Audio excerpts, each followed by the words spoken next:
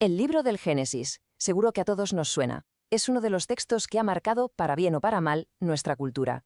El libro de los comienzos. Pero, y aquí viene lo interesante, también es uno de los más y peor interpretados.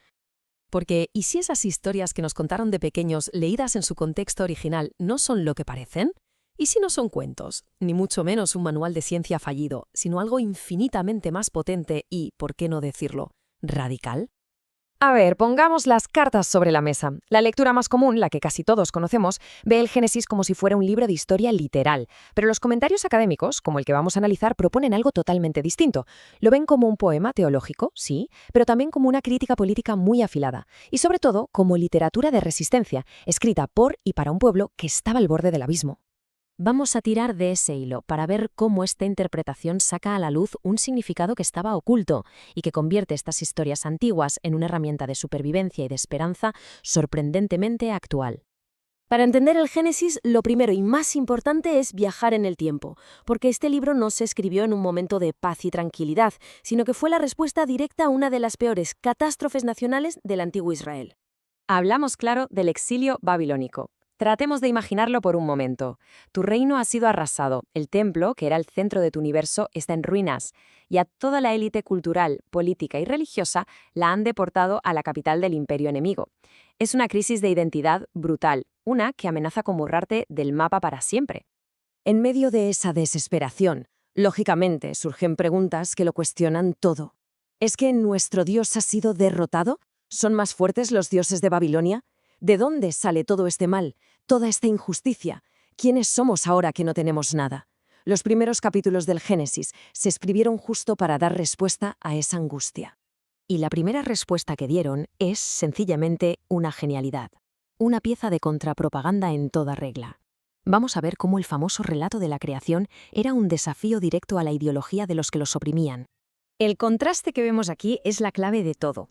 Por un lado, los mitos babilónicos decían que el universo nació de la violencia, de una guerra entre dioses, y que los humanos fuimos creados para ser sus esclavos. Y frente a eso, el Génesis dice, no, hay un solo Dios, bueno, que crea un mundo ordenado y armonioso solo con su palabra.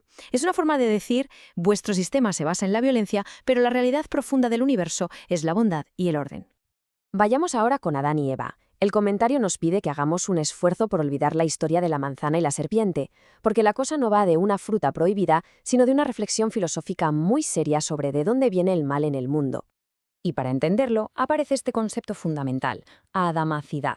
La palabra viene del hebreo adamá, que significa tierra o polvo, aquello de lo que está hecho el ser humano. Pues bien, la adamacidad es esa tendencia que todos tenemos a dejarnos llevar por nuestro lado más terrenal, el egoísmo, la codicia, el instinto de posesión. Según este análisis, el mal no es que la creación de Dios saliera defectuosa. El mal entra en el mundo cuando el ser humano elige seguir esa adamacidad. Entonces, el quid de la cuestión es este. La tentación del árbol no es la de saber más, no. Es la tentación de ocupar el lugar de Dios. Es el deseo de ser la única persona que decide qué está bien y qué está mal, basándose solo en el propio interés. Y esa, según el comentario, es la raíz de la que nacen todas las tiranías y todas las injusticias.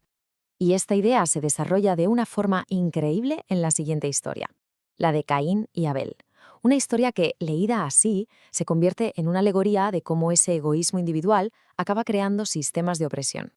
Porque esto ya no es solo un asesinato entre hermanos. Caín representa el nacimiento de los grupos de poder, de esas estructuras que, para defender sus propios intereses, son capaces de eliminar a sus hermanos, a los que consideran una amenaza.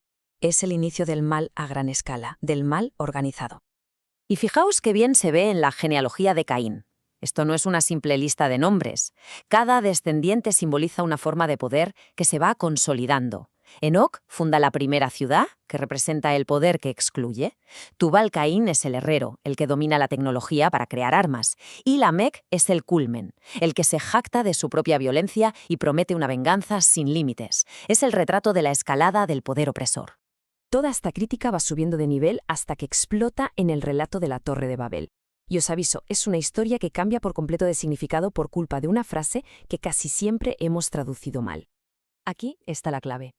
El texto original en hebreo no dice que en el mundo se hablaba una sola lengua. Dice que toda la tierra era de un solo labio o una sola boca. Parece un pequeño matiz, pero creedme, lo cambia absolutamente todo.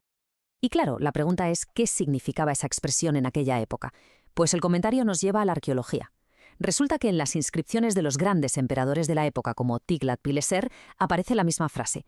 La usaban para presumir de haber impuesto un único sistema político, económico y de impuestos a todos los pueblos que conquistaban, convertirlos a todos en una sola boca. Y esta lectura lo pone todo patas arriba. De repente, la Torre de Babel ya no va sobre el orgullo humano y el castigo de tener muchos idiomas. No, se convierte en una potentísima crítica al imperialismo. La supuesta confusión de lenguas no es un castigo, es un acto de liberación. Dios interviene para romper esa uniformidad que el imperio impone por la fuerza y para restaurar la diversidad de los pueblos. Así que el esquema de la historia se invierte por completo. Tenemos a un imperio totalitario que construye su torre para simbolizar su poder y pedir la bendición divina para su sistema. Pero Dios baja, y no para dar el visto bueno, sino para desmantelar esa estructura y liberar a la gente. La diversidad cultural y lingüística, desde este punto de vista, no es una maldición, sino una bendición. Muy bien, después de este viaje hagamos balance. ¿Con qué nos quedamos de esta relectura de los primeros capítulos del Génesis? ¿Qué mensaje transmitía a esa primera audiencia de exiliados desesperados? Pues para ellos era básicamente un manifiesto de resistencia. Era una crítica directa al egoísmo humano, a la damacidad. Era una explicación de cómo nacen y crecen las estructuras injustas. Era un rechazo frontal al poder de los imperios como Babilonia. Y sobre todo, era una reafirmación de su fe. Su Dios no era un Dios derrotado, sino un Dios de justicia y liberación. Les daba una identidad y una esperanza brutal en el peor momento de su historia. Y este es el punto final, y el más importante. Leído de esta manera, el Génesis deja de ser un libro de cuentos antiguos para convertirse en una herramienta superactual, en un manual para analizar las estructuras de poder de cualquier época y para inspirar la lucha por un mundo más justo. Lo que nos deja una última pregunta, que es para que nos la llevemos a casa. Si la historia de Babel es una crítica a los imperios que intentan imponer un solo labio, una sola forma de pensar, de vivir, de producir, ¿qué torres de un solo labio podemos identificar en nuestro mundo de hoy? Ahí lo dejo.